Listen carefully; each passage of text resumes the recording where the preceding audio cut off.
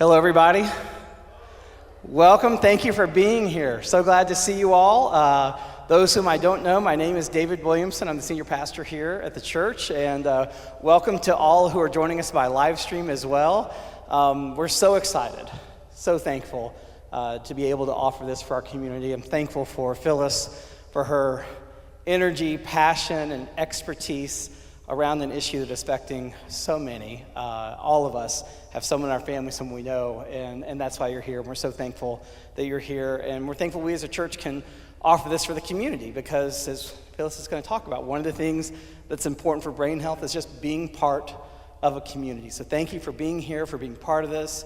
I hope after the presentation, we're going to have some time for Q&A, and then also there are tables out there with resources in our community that are available, so take some time to connect with people and find ways that you can kind of plug in and find support that you need. So without further ado, I'm just going to hand this over to Phyllis, and I think people are still, I was trying to kill time until everyone comes in. Oh, I can do this.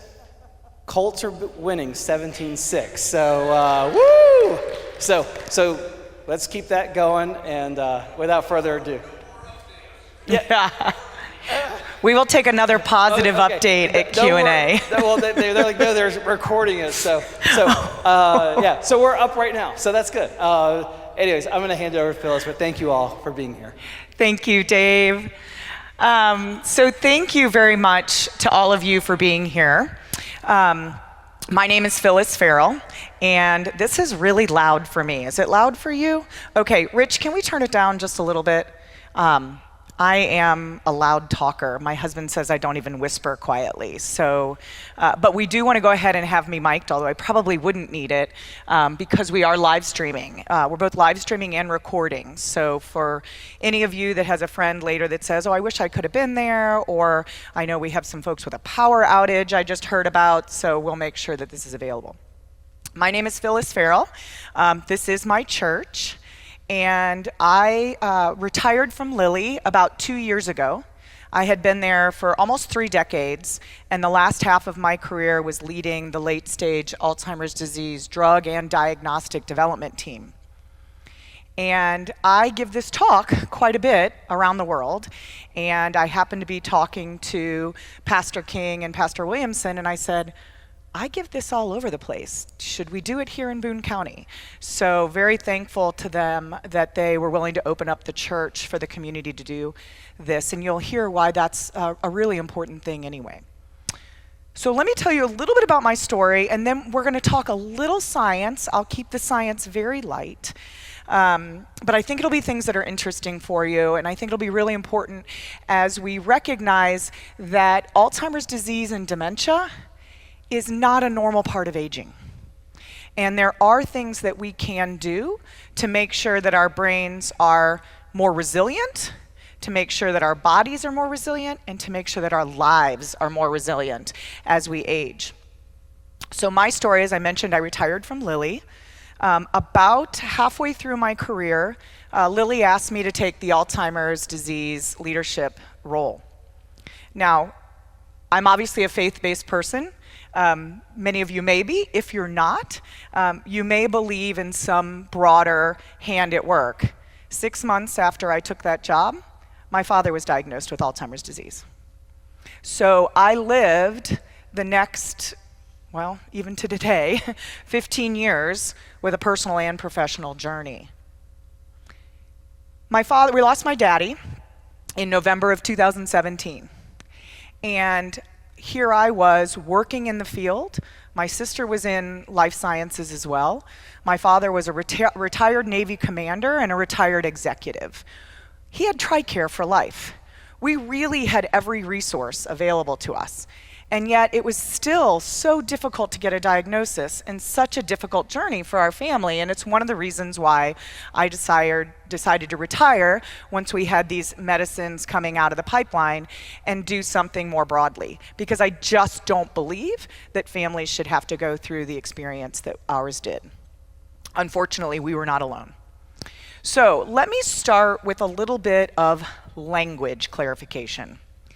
So notice we've talked about Alzheimer's. We've talked about brain health. Has anybody heard the word dementia? Right, oh yeah. So here's a problem. We've been really, really sloppy with our language as a field.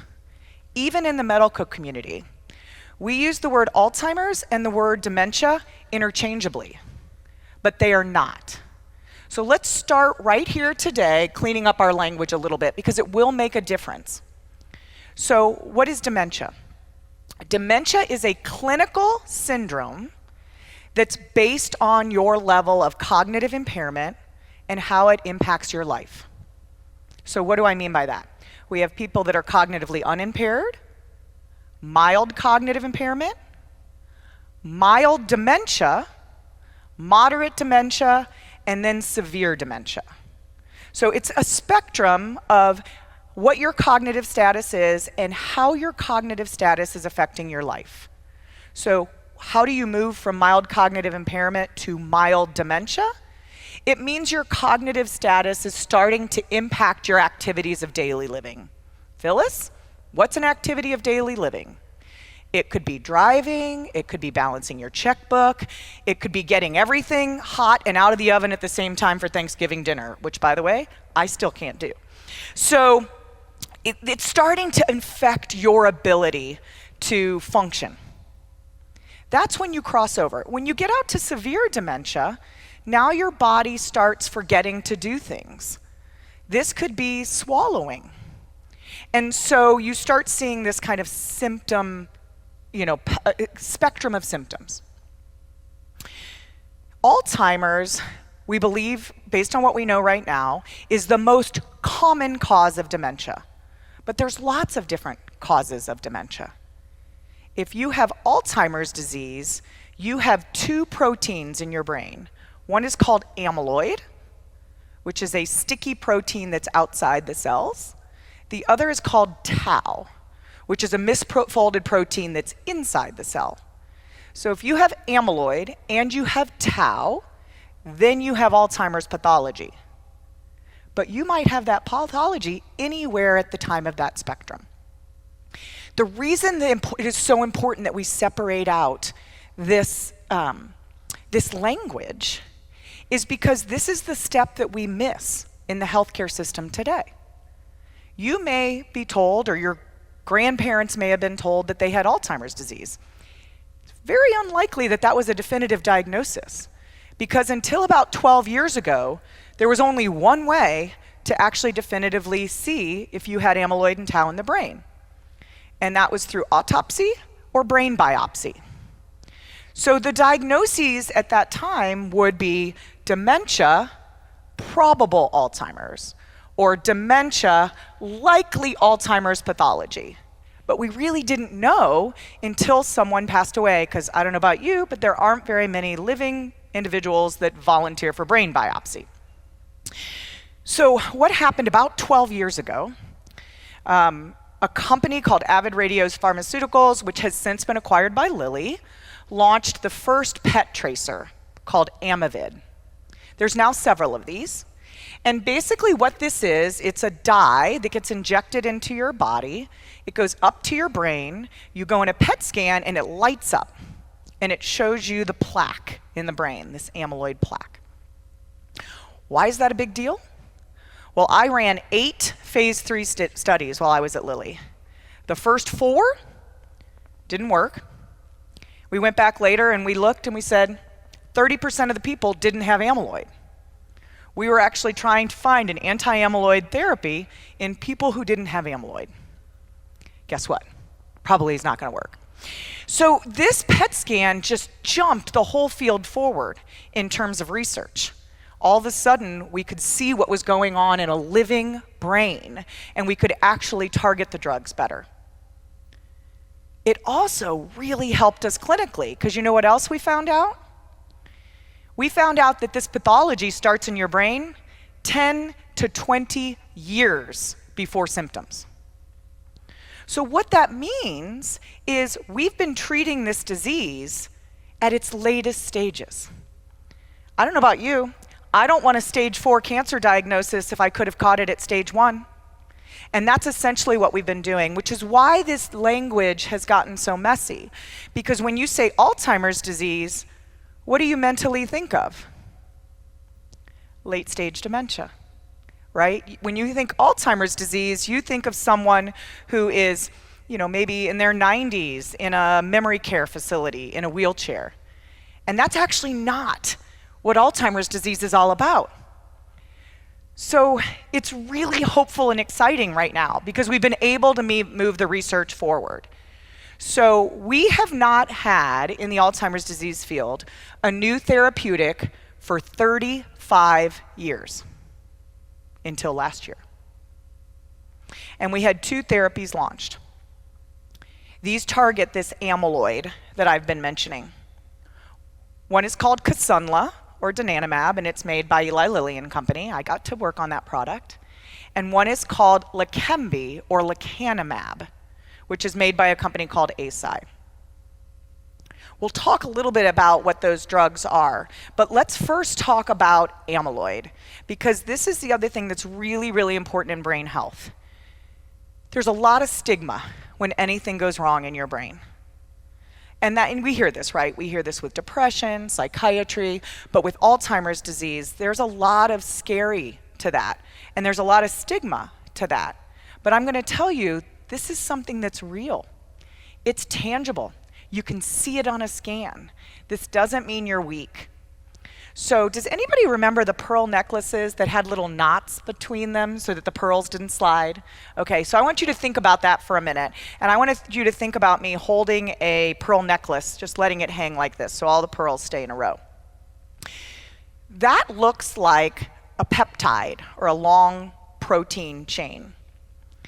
All of us have amyloid precursor protein circulating in our body right now.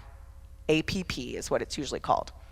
And basically, it's this long chain of peptides. And your body needs it, and your body uses it. We have 2 enzymes that come in and they cut at 2 spots. The base enzyme cuts and the gamma cuts, and then those 2 parts of the chain go and are used in your body for good.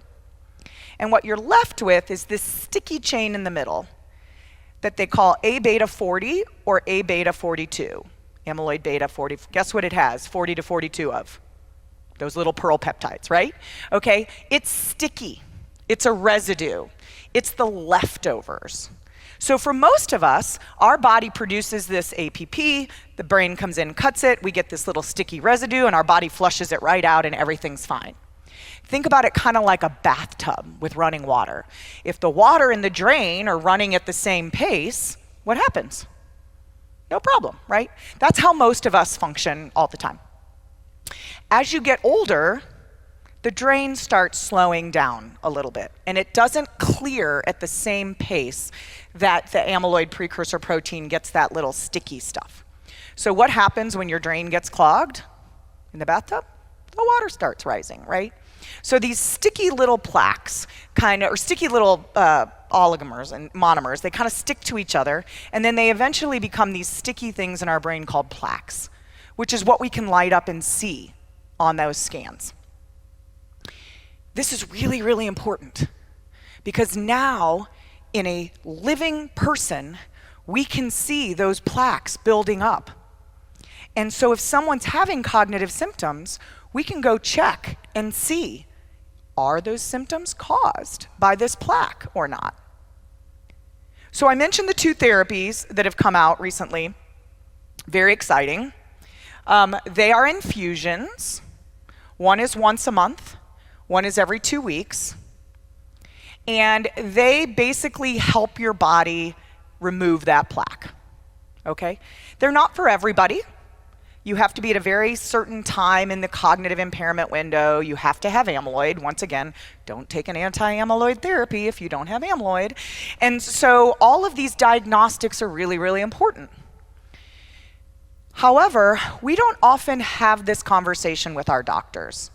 And very rarely does a doctor find out what's causing the cognitive impairment. So if you went to the doctor and you had pain, you said, "Doc, my arm's hurting, my leg's hurting." The doc will say, "Tell me what your pain is on a scale of 0 to 10. Anybody seen one of those? And you say, "My pain's an 8.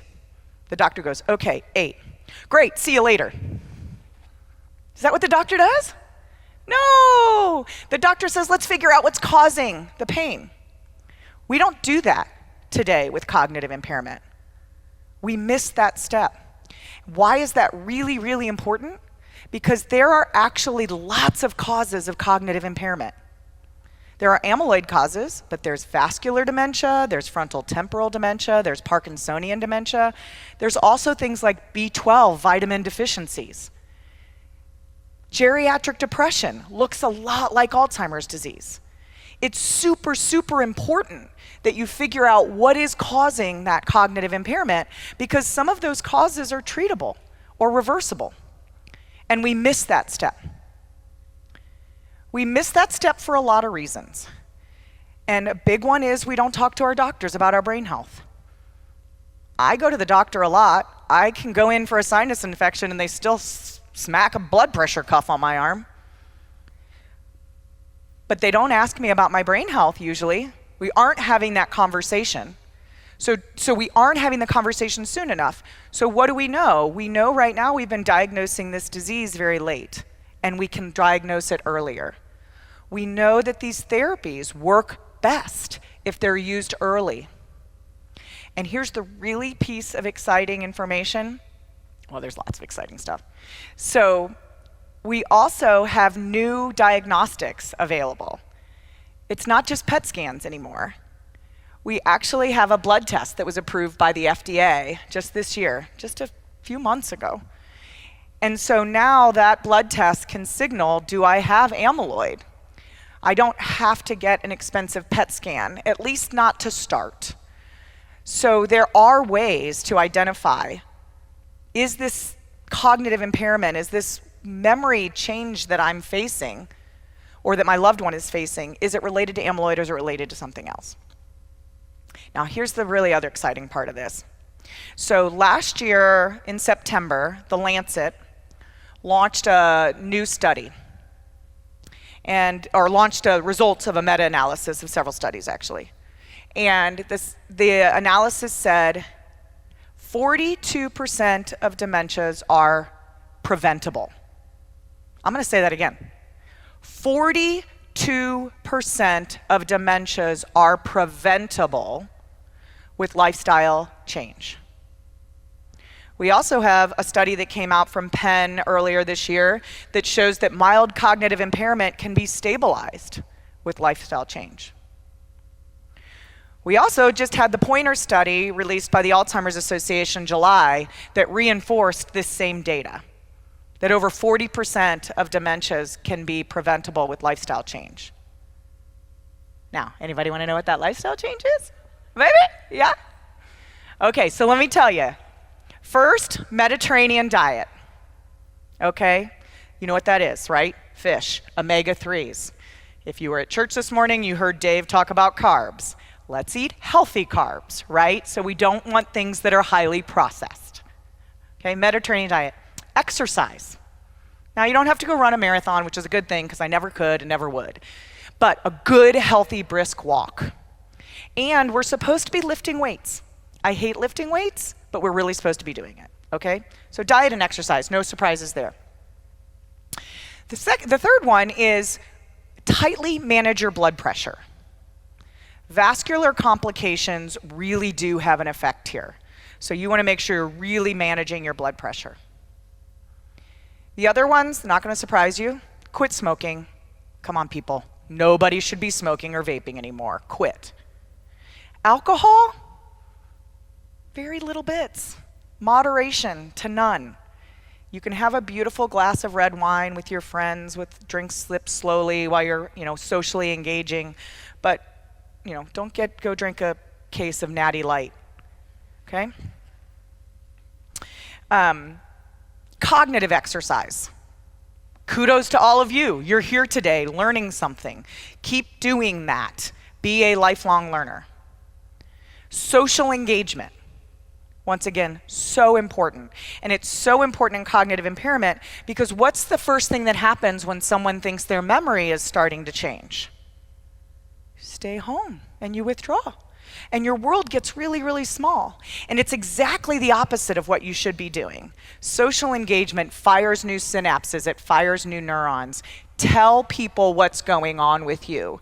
You would be amazed at the number of times that someone says, "Oh, I'm so glad you told me that. I feel the same way too." Or, "How can I help support you?" And you know what you say? "Let's go take a walk." And the last one is sleep. Sleep is really important. It is the time when the microglia in your brain, which think of little janitors that look like Pac-Men, and when you're asleep in good quality REM and deep sleep, those little things are running through, cleaning all these toxins out of your brain. Now, you don't want to sleep too much, but you definitely don't want to sleep too little.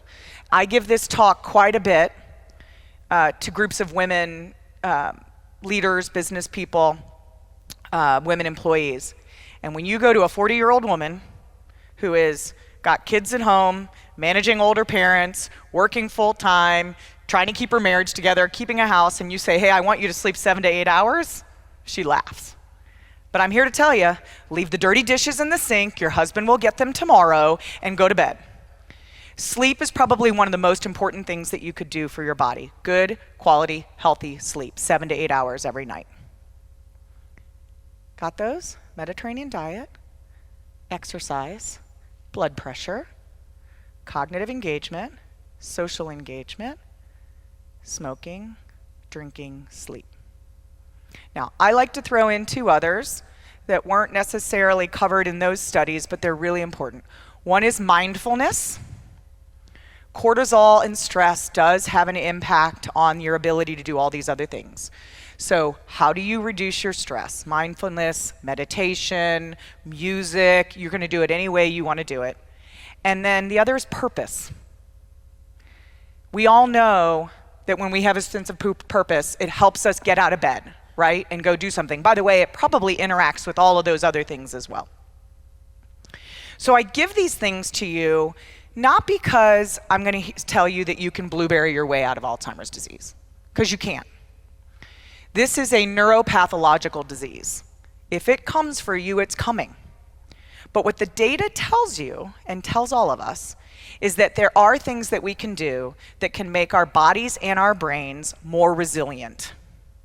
By the way, it's going to have this lovely spillover effect into cardiovascular and diabetes as well, right? So there are things that we can do that can make our brains more resilient. And now, as the data is showing us, for all-cause dementia, we can reduce our lifetime risk of dementia by over 40%. Let me tell you one challenge we have in the US, and then get ready for your questions. I've got some folks that are going to pass some mics.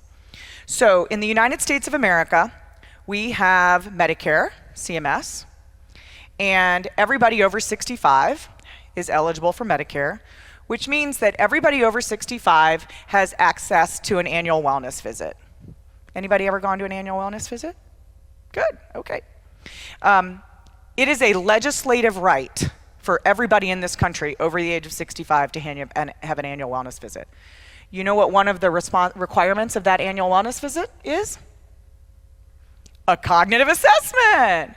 Okay, what percent of Americans do you think have a standardized cognitive assessment every year documented in their medical record in the annual wellness visit?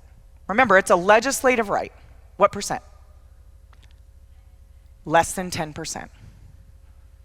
Less than 10%. Last I looked, it was 6% of Americans. This is a legislative right for every single American in this country at the age of 65. Why is that important? Because your best baseline is you. So you can do a cognitive assessment and you can get compared to a standardized normative database, and that's fine, that's good science. But the best comparison is yourself. And every year getting that assessment. I wish we got it at age 50. But we don't have a single payer system at the age 50, but we do have a single payer system at the age 65. Now, this isn't because doctors are bad or, the tests aren't good enough, because actually there's some very, very good cognitive assessments. It's because the therapies that we had before didn't encourage an early diagnosis. So the therapies that were available before these 2 that were just approved that I mentioned were used very late stage. So typically, the doctor's not talking about their brain health. You're not talking about your brain health. And so you wait until, usually it's a loved one, goes to the doctor and shakes the doctor and says, "Doctor, you have to do something." And then the doctor writes Aricept, donepezil, or Namenda, memantine, one of those therapies. Those are cognitive enhancers. They're great drugs, but they work late in the disease, and they do not change the trajectory of the disease. These new therapies that we have right now, they can slow the disease by 30%. But only if they're caught early, because it slows the progression of the disease. So once you've lost neurons, once you've lost memories, those things are gone. You need to catch this as early as possible. And when you catch the disease early, now once again, these therapies aren't for everybody, okay? But when you catch them or the disease early, you just have more options. You have more time to plan what you want to do with your life and make sure you're having a conversation with your loved ones. You have time to consider enrolling in a clinical trial. You can consider some of these new therapies. Or you could make big changes in your life. Now, I'm here to tell you, make big changes in your life right now. People, don't wait for this, okay? But this is an amazing opportunity if we can take care of our brain health earlier. And there are some barriers to this, but guess what drives doctors' behavior? You go in, well, that too. You go in and ask. You go in and ask, and you say to my physician, "I care about my brain health. I'd like for you to care about it as well. Can I get a cognitive assessment?" And if you're over 65, you have a legislative right to that. If you're under, they'll probably say yes too. So my goal today was to make sure that you understood the difference between Alzheimer's and dementia. Was that successful? Did we do that? Yeah. I also wanted to make sure that you understood that we can now get an accurate diagnosis. No longer do we have to wait. We can get an accurate diagnosis, and the earlier we get that accurate diagnosis, the more likely we are to be able to do something about it. But most importantly, I wanted everyone to realize that what we should be talking about is brain health. There is not a more exciting or hopeful time than we are in right now for brain health. I lost my daddy. I didn't move fast enough for him. But I'll be darned if this disease comes and gets me or my kids. My husband, I don't know, it might come get him, but he does get the sleep lecture regularly. We don't have to face this as a normal part of aging, because it's not. The brain is really the next frontier. There are 120 new medicines in 140 clinical trials right now. You know what the biggest thing is that's slowing down research? Clinical trial enrollment. Because if people aren't talking about this with their doctors early enough, then they're not getting told about the clinical trials. I don't want to take another phone call where someone says to me, "My mom was diagnosed with Alzheimer's disease, but they're telling me she's too late for a clinical trial." I don't want any more of those calls, because it's too hard to enroll these trials, and that person lost the chance if they wanted to be part of it. And the beautiful thing is there's trials for everybody. There's trials for people that are cognitively unimpaired, people have cognitive impairment. There's trials of new therapeutics and diagnostics. There's trials where you can give your blood and say that you'll do imaging and scans, and they can just follow you, and you don't actually even have to take an investigational medicine. So if you have the interest, we do have a couple of tables here, both from Lilly and from the IU, Alzheimer's Disease Research Center, who are doing clinical trial enrollment.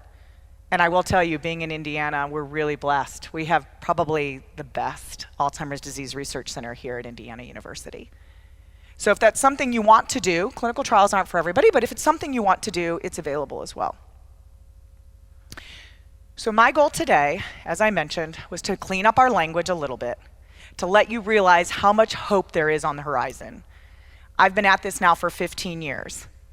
In the last 2 years, we've had the first 2 therapies launched in 35 years. We can now see the plaque in the brain. We have a FDA-approved blood test. And we have this fantastic lifestyle data, not to mention all these therapies in the pipeline. There's a really cool one that actually looks like a VR device that you wear for an hour a day, and it uses it uses light and sound to get your brain to gamma levels so that you can actually have that cleanup happen. It's amazing. So it's a really exciting time for Alzheimer's disease. I'm thrilled to pieces that all of you are here. I promised I wouldn't talk for very long. I am able to take questions. So let's do that real quick with the Dave and Daves. And what we'll do after we take questions is we're gonna have all the folks that are here with their tables out there kind of let you know, they'll come introduce themselves and let you know who's here. And then we'll have time to mingle and chat and have some healthy snacks. Okay, who's got questions? So booth up there. I'm going to be blue on this side, red on this side, and I think we'll start with red over here, and then I got one. Check. Got it? Okay. Go ahead. Is whole milk good for your brain health? Is whole milk good for your brain health? So a couple of things I should have said. I am not a medical doctor, number one. My doctorate degree is in public health. So I won't give clinical guidance. And number two, I will speak to the research that's out there. So to date, there is no study specific to whole milk. But when you think about a Mediterranean diet, so if you go look this up, you can actually find it. There's the Mind diet. There's the Vibrant Mind diet, which Sodexo is. You can go find these. They don't talk necessarily about dairy being bad. I think when you talk about whole milk versus skim milk, you're really talking more about fat. But there's nothing that would be bad about it. I'll tell you what, I'd rather you have whole milk than a Coke. Okay? It's all about choices. Yeah. I wanted to know the name of the blood test that checks for the amyloids. Yeah, the blood test was launched by a company called Fuji Rebio, and it is a p-tau217 test called Lumipulse, Lumipulse. It does need to be prescribed by a doctor, and it is only for people who have cognitive impairment, because they set the threshold based on the population. So the threshold of, kind of red, yellow, green is based on people who are cognitively impaired. It's called Lumipulse, and it's made by a company called Fuji Rebio. Okay? Dave's got one. Comment? Yeah. We have a diagnosis of Parkinson's. Yes. But it was only through a scan or through a doctor's visit. And we kind of came away from it saying, well, it could be Alzheimer's, could be Parkinson. Can you comment on that? And yes. A second thing, the availability. I almost guarantee you can call IU Health and get an appointment with a neurologist. They'll say, well, how does next May sound? Yeah, 9-month wait. Yep. So two questions, good questions there. The first is, can you make a differential diagnosis between Parkinson's and Alzheimer's disease, or what they'll call Parkinsonian dementia and Alzheimer's disease? The answer is yes. That differential diagnosis can be made through a blood test or through a PET scan. The challenge, and so for those of you that don't know, Parkinson's is a movement disorder, so you tend to see issues with gait and movement first, and then memory later, where Alzheimer's disease tends to have a memory issue first and then gait later. The challenge is a lot of people have mixed pathologies. So if you may get some confusion if someone says it's Parkinsonian dementia, but you can get an amyloid scan to see if you have the pathology for Alzheimer's. And then the second question was access, doctors. Okay, so today in the United States, it takes about 9 to 12 months to see a neurologist. There are a handful of health systems that are working very hard to change that. IU is one of them. IU has put in place a new program called the Brain Health Navigator Program, where they are triaging patients so that they can get those that could qualify for those medicines through the process as fast as possible. Because you can imagine if you just did everybody in the right order, you might have somebody come in early, but then if they get gummed up behind 9 months, then they're no longer eligible at the back end. So IU is running that program. The IU team will be here. Another option is to go think about a clinical trial. Because a lot of times the clinical trial, you can get very, very good care and have access to all of those diagnostics as well. Unfortunately, in the United States, it is about a 9-month wait for a neurologist. I'm here to tell you most of what we're doing doesn't need a neurologist. But primary care physicians are just now getting comfortable with this medicine. So I'm hoping those wait times will come down. Yes, that was my question. It is neurologists that you go to, is that correct? And it sounds like IU has maybe the best brain health program right now to seek out an appointment. Yeah, so you don't have to go to a neurologist. You should start with a primary care physician. Actually, Community Health Network is launching a new program right now with digital cognitive assessments. Community Health Network is really interesting. I don't know, does anybody go to Community? I don't go to Community. I go to Witham. But Community Health Network, 95% of their 65 and over population gets their annual wellness visit. I mean, they're incredible. I've never seen anything like this in our entire country. They're a machine, so they have incredibly good primary care processes, and they are now launching a cognitive assessment there. So I think you can go to any primary care physician and ask for a cognitive assessment. It is possible that that primary care physician won't know what to do. In which case, you push them a little bit and say, can you find out what to do? Where can you refer me? If they refer you right to a neurologist just for your first cognitive assessment, it's probably not, it's going to be a long wait. There are some things that you can pay for out of pocket. So there is a company called Better Brain, betterbrain.com. You do pay for it out of pocket. I have a code. My code is Phyllis100. They are not one of my clients, but you will get $100 off if you use that code. And you can actually get on betterbrain.com and take your own cognitive assessment. They can order blood tests for you, and they can give you lifestyle guidance as well. They have a brain health coach if you want to go virtually. But that's an option. That one you just have to pay out of pocket. I do think they have some insurance stuff, but use the code Phyllis100 if you decide to do that to get $100 off. Yeah, Ken. Hi, Phyllis. Hey, thanks for being here. My question's a little bit on the back end of what you just shared, but I want to take it a little bit further. So you've just clarified that a lot of physicians aren't necessarily equipped to do brain health, but a baseline is good.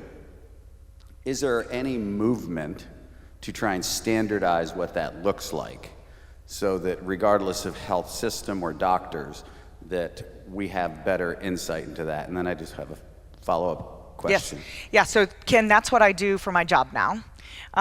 Is I work with healthcare systems through an organization called the Davos Alzheimer's Collaborative, which was started by the World Economic Forum and launched in 2021. We're now working, at the end of this year, we'll be working with 36 different health systems. And we're always looking for health systems that want to partner with us.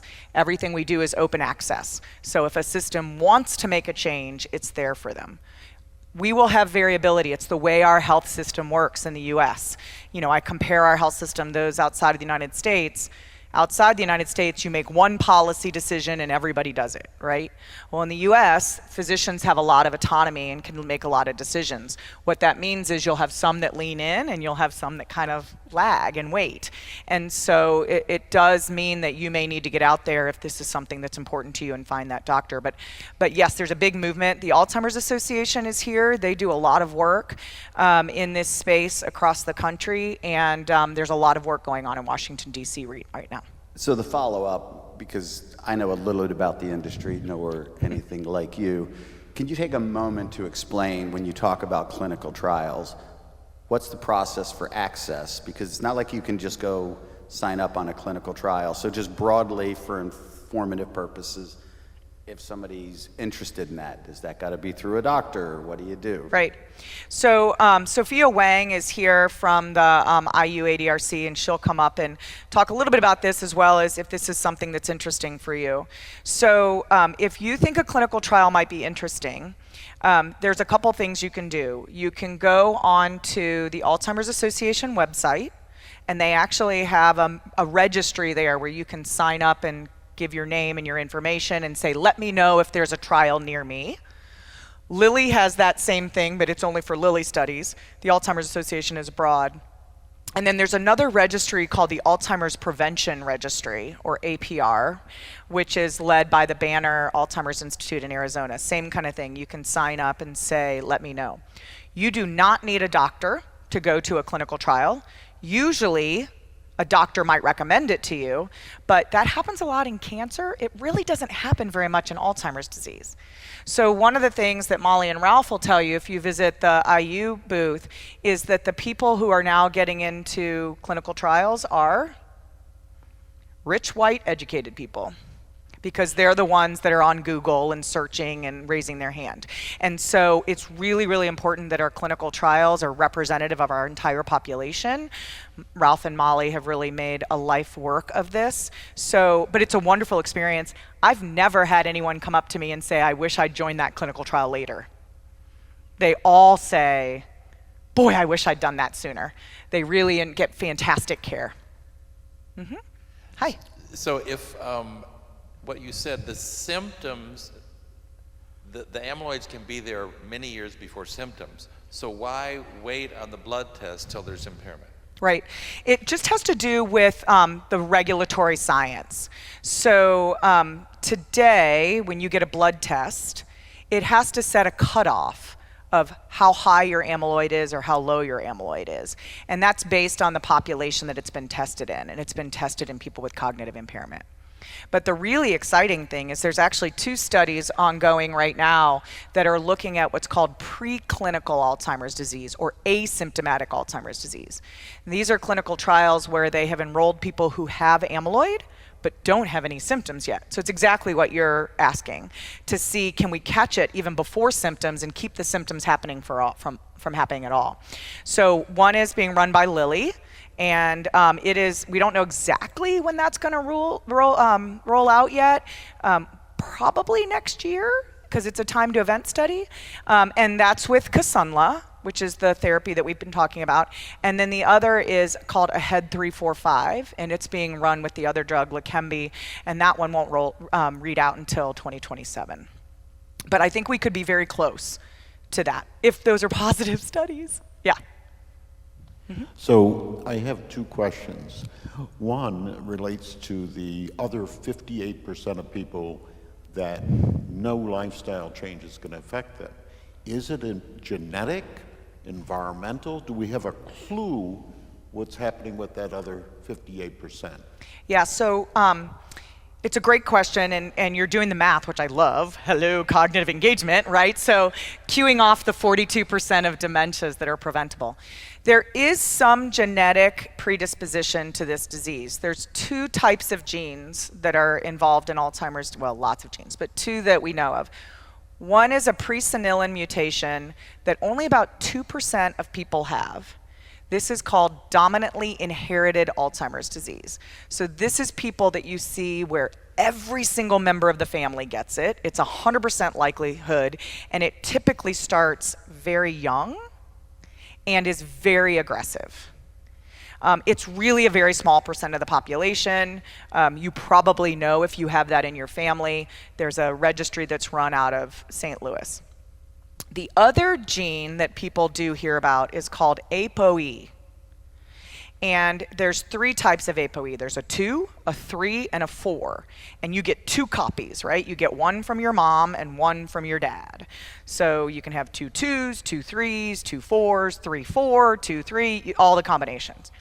If you have 2 4s, called an ApoE4 homozygote, so you have an ApoE4 from your mom and an ApoE4 from your dad, you have about a 19% increased likelihood, 19 times increased likelihood of getting Alzheimer's disease. And so some people want to know their genetic status. Some people don't. If you want to get one of the new therapies, they will find out if you have that genetic status because it makes you a little bit more at risk from some of the side effects. But those are really the genetic predisposition. Otherwise, we don't really know what all those other cases of dementia are. I will tell you, if you have amyloid pathology, you will not fix it through diet and exercise. What you can do is potentially make your body and your brain more resilient so that it slows the progression or it staves off the symptoms a little bit longer. But I'm not going to sit here and tell you you've done something wrong if you haven't eaten enough salmon. That's just not the way this works. We still have a lot to learn. Yeah. How is it that amyloid is passing through the blood-brain barrier and showing up in your blood? Yeah, it's amazing. Let's take that one in the back, and I may have Sophia help me answer that question. But the blood-brain barrier is really something that's difficult to get medicines through. But there are some, the body does it, the body manages it, and then we've now had to figure out from a research perspective how to get the medicines to, that's the bigger issue. Your brain needs amyloid, right? Your brain needs healthy blood flow, which is one of the reasons why all the vascular stuff is important. Yeah. Phyllis, thank you so much Hi, for Mark. doing this. I sure appreciate it. My question, I'm having a hard time trying to frame it in my mind, so you may have to help me out. I'm caring for an elderly parent. Yeah. And I was curious about the data that you had around the 42% that's preventable, and that in some of these, with these therapies, that they were seeing also that the therapy itself was generating positive results, success. Mm-hmm. When they cut that data, were they looking at specific, segments of the population? And my question really is around, if you're over 80, or if you're later, much later in your life, and you're diagnosed with it, how likely was it that the therapy would improve in those particular cases? And is it, again, was it just the same kind of thing, that the therapy plus lifestyle change would help slow down whatever progression there was? Yeah, well, Mark, I want to run that study of the therapy plus lifestyle change. We haven't run that study yet. But essentially what you need to know about the therapeutics is they are only prescribed for people in mild cognitive impairment or mild dementia. So it's a very narrow window. And essentially, if you think about it like a roller coaster, where you're starting to go down a hill, you can potentially catch that disease if you catch it up towards the top of the hill. As soon as that speed is starting to go faster, it's very difficult to slow things down. So that's why this early really matters. So if you're someone who is older or more progressed, not so much older, because you can be older and have less symptoms, right? But if you're more progressed in the disease, you wouldn't have even enrolled in that study. The stratification that you asked for that they did do was they looked at the differences in the tau pathology. So the way this works is amyloid's first, and then tau follows. And the way I've often heard about it is kind of like a forest fire. So the amyloid is kind of slow, but once that tau, it just starts going really fast. So they were trying to find people that were earlier in the progression, and when they stratified, people who were earlier in their symptoms did better, which is one of the reasons why we're trying to get this message out about early detection. Yeah, but the lifestyle thing is interesting because there is new data coming out that you can impact your trajectory even if you've already been diagnosed by making those lifestyle changes. I only have anecdotal evidence, and it's mostly from people who have chosen to tell their story. So I have a very good friend. He was actually a DePaul grad. His name's Jim Taylor. His wife, Jerry, was in the very, very first Leqembi study. She's recently passed away, but she outlived all of her prognosis.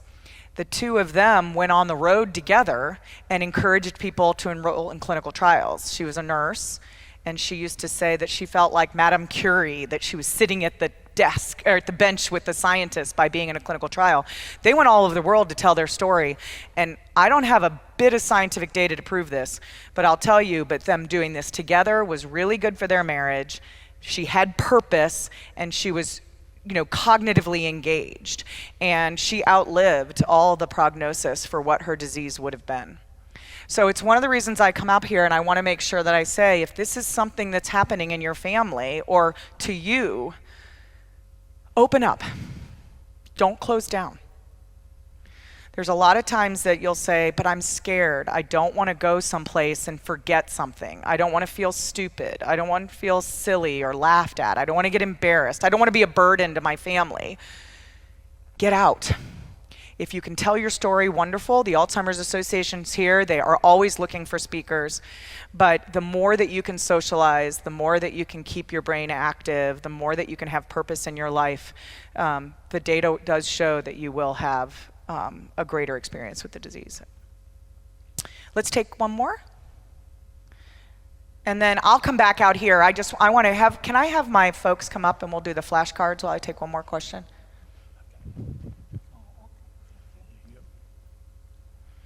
My question is that I have a lot of times when I have memory loss. Mm-hmm. And it seems like my family wants to just call it blood clots. I think I've gone beyond that, but can it ever just be that, or is it likely something else? Yeah, so we've really thrown some words at this that are a problem, right? Senility, arthrosclerosis, and things. Alzheimer's disease is a real diagnosis.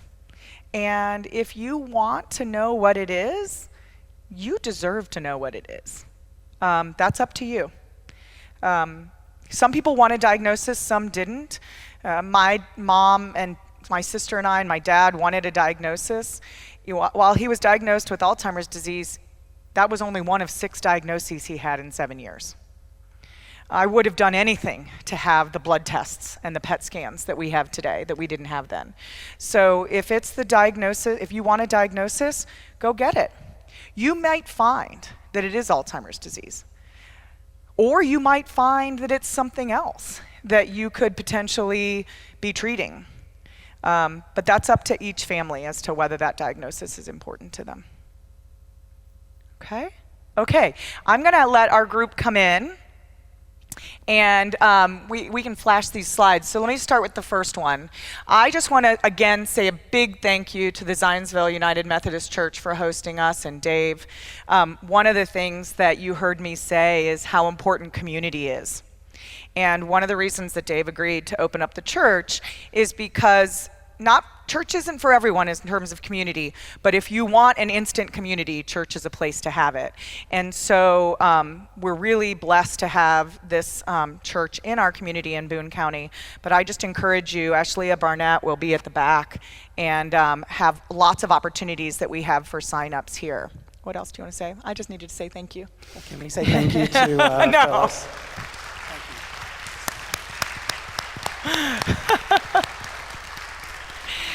I just wish our whole community could hear this. I mean, it's just wonderful to have this information. Thank you. This has been all of her dream and passion that's kind of organized this and made this happen. With Kim's vision. Kim's vision. But it's just beautiful and wonderful. And I will repeat, this is being live streamed right now. But if you have friends, family members who aren't watching the live stream, that's okay.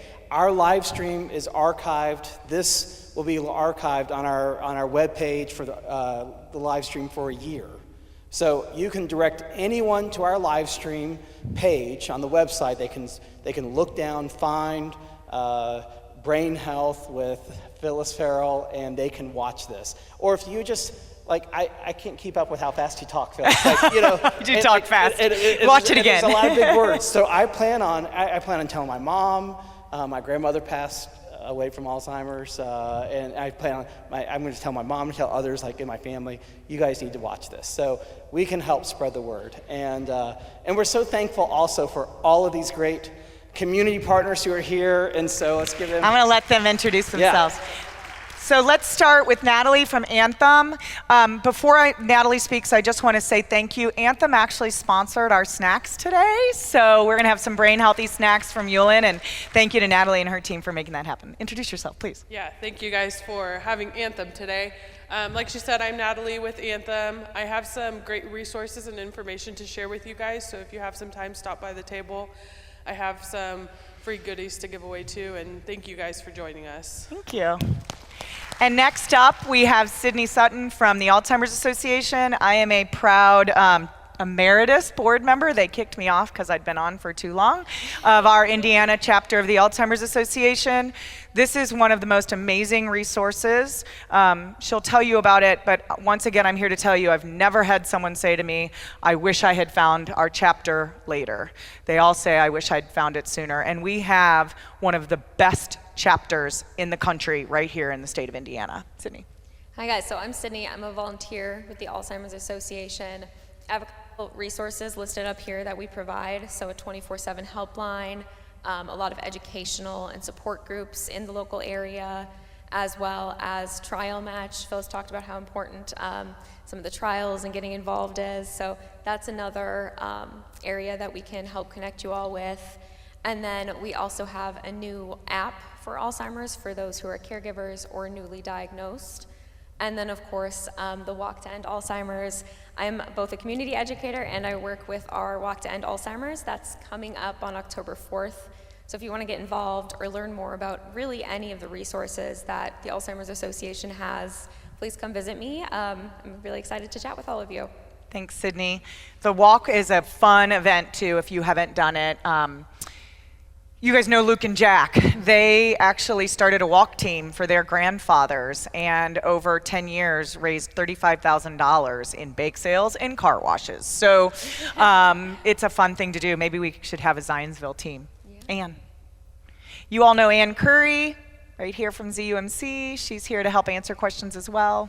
Hi everybody, I'm Ann Curry. I'm an attorney and I practice in the field of estate planning, which includes incapacity planning. So I deal with clients who either have a diagnosis of incapacity and we have to figure out how to deal with that if they've not done planning prior to. But hopefully you've caught things early and you're organized and you've put together a plan which would then avoid some of the mechanisms that come into play after you have a diagnosis. I'll have a table out there with information in my contact. Thanks, Ann. Okay, Trina. We're lucky to have Trina coming up from my own Lebanon area up at Witham. Yes, hi. My name's Trina Rose. I am the wellness coordinator at Witham Health Services. I've got information at our table about all of our group exercise classes that the hospital offers. A lot of our community members don't realize that we have a medical fitness center right at the hospital. We offer the Rock City boxing program for our Parkinson's patients. I know we had some folks out there with that. We have the Silver Sneakers program for our older adults, so it's a free exercise program that meets 3 days a week. September is actually National Fall Prevention, so the hospital is offering free Tai Chi classes on Tuesdays and Thursdays. So we have a variety of offerings that I can tell you all about at my table. Thanks, Trina. Okay, Claire. So we're very lucky to have the Boone County Health Department here, and Claire's also going to help pass out information from Boone County Senior Services. So Claire. Hi, everybody. My name's Claire Houghton. I'm the health educator with the Boone County Health Department. And primarily what I'm going to be handing out at my table is our Boone County Resource Guide. It has all sorts of information about all sorts of different resources, including Alzheimer's support groups, caregiver support information, just all sorts of resources in and around the county. We are very fortunate in Boone County. I am just blown away by all the different organizations that are out there that so many people don't know about, that are just there to support people from all sorts of different walks of life in Boone County. So I tell folks that if the health department isn't able to help them with a specific resource, there's a good chance that we know somebody who can, and we can point you in that direction.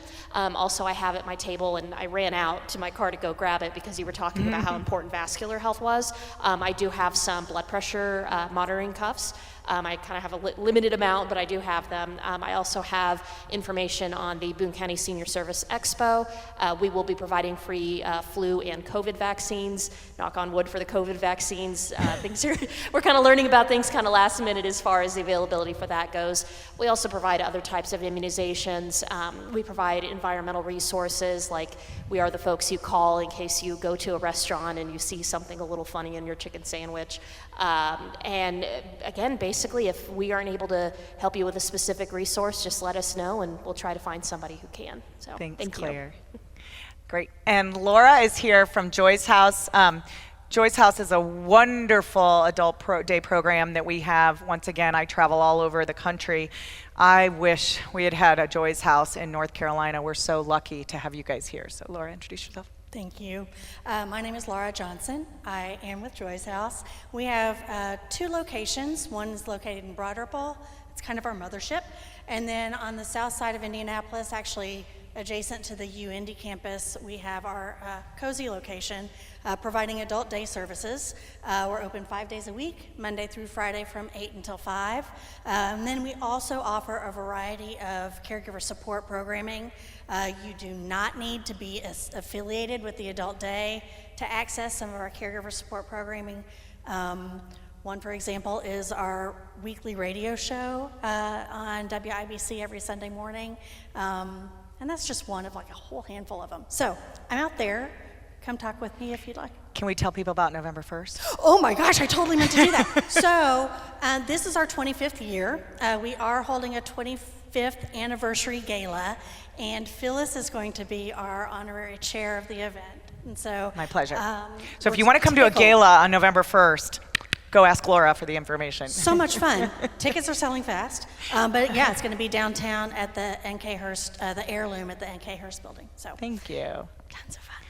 You must be Latrice. Yay, we haven't met yet. Okay, Latrice is here from Guardian Home Care Service. I think you guys will love to hear about this wonderful organization. Go ahead.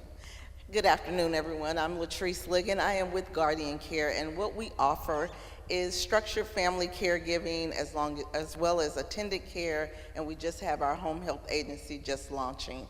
And how you would receive those services is under our Medicaid waiver services, health and wellness. Sometimes people think, well, I don't qualify, they're not sure. We have care coordinators that can guide you through that. Sometimes you may find out that you are eligible to have someone as a paid caregiver in the home.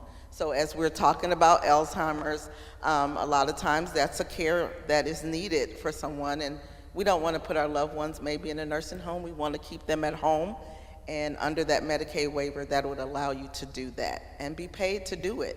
So please see me. I have a table, and I do apologize. No, I'm glad you're here. I'm glad you're here. Yeah, and so I didn't mention this, but oftentimes the caregiver is a woman, right? 4 to 1 times more likely that it's a daughter, niece, granddaughter, or it can be a spouse. But I think if you're not a spouse, Guardian can help you figure out how to get paid to help care for your own loved ones. Yeah, thank you for being here. And Kevin, my Lily buddy. Okay, here we go. I'm so glad you're here. So no, thanks Phyllis for inviting me to be here. I appreciate the opportunity. So my name is Kevin Meyer. I lead the neuroscience strategy for patient engagement at Lilly. So what that is in a nutshell is, we have a lot of smart scientists and healthcare professionals designing clinical trials at Lilly, and we want to make sure that they always remember who we're designing those trials for and who we're developing the medicines for, and that's patients. So we keep patients at the center of those designs. So that's what I do inside the walls of Lilly. Outside the walls, a lot of it's about engaging patients through education, awareness, events like this, partnering with groups and individuals like Phyllis to make sure that the community, various communities, can understand what is a clinical trial and what opportunities might there be, at least through Lilly's perspective, for patients. Thank you for being here. And batting cleanup, Sophia from IU. Hi, I'm Sophia Wong. I am a geriatric psychiatrist, so I specialize in dementia. I'm with the Indiana Alzheimer's Disease Research Center, and we are actually one of 37 Alzheimer's Disease Research Center funded through the National Institute on Aging. And we are here to partner with colleagues both in the community, pharma, everybody across, to help spread the word about the importance of preventing and treating not just Alzheimer's disease, but we call it mixed etiology dementia, related dementias. There was a lot of questions, and Phyllis kind of kept on looking at me, so she said you have to go last because you have to answer all these questions. No, you don't. You can answer some about there. But I want to emphasize 3 really important things, and the first one is, Indiana is really the heart of where all the groundbreaking research has occurred. Jeff Daig, who is with Lilly, now with our center, is the international founder of p-tau217, which is that biomarker, which is now that FDA.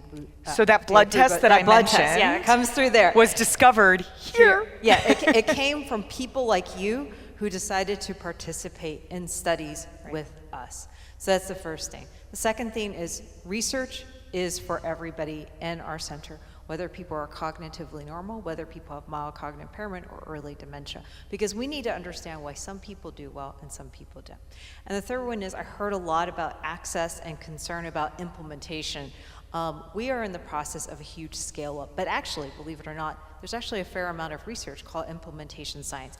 And we have actually partnered with Davos, which I think Phyllis has mentioned earlier, and that I think is really important because we have to go large scale, not just for people who currently have symptoms, but before people get symptoms. The only way we're going to do that is we're collaborating with implementation scientists. So this is a huge concern that somebody mentioned. It's one that we're aware of, and we're actively doing work in combination with digital screening that hopefully we can do remotely in the convenience of your own home soon, as well as combined with the blood-based biomarkers so that people can get prioritized and matched to the right treatment. So thank you so much for coming. I'm going to hand it back to Sophia. Phyllis. Yeah, we're so lucky to have you. And I'll answer all the other questions. Yeah, find Sophia out here. Actually, you can find all these guys out there. A couple of things for you that are, I think, really important pieces of information, because Sophia was talking about implementation and how does these things really happen. And there's 2 studies that I love to talk about. The one is a study to determine who gets the best health care in this country. And what is the factor that means someone will get the best health care? I know what you're going to guess. You're going to guess it's money, white male, money. It might be white males, but it'll be for a different reason.